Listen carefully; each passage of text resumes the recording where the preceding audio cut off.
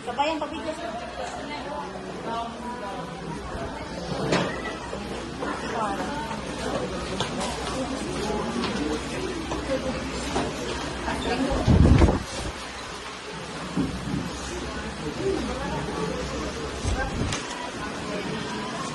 Magandang araw sa inyo lahat.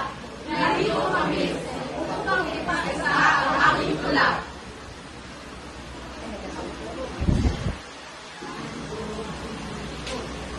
Mula sa tinda na lumalaloy sa papel, ang pagsulat na galing sa damdamin ay hindi kailanman nagkakasip, sapagkat ang paggalaw ng aking kamay ay karugtong ng aking buhay.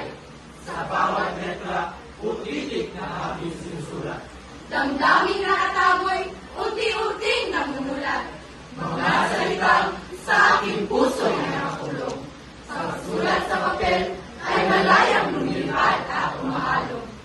Ang pagsulat ay napakahalaga.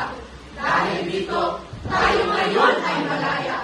Ang mga linunay lumaban at kalayaan ay makamit. Sila ay lumaban na papel lang at iba ang gamit. Ito rin ang ilaw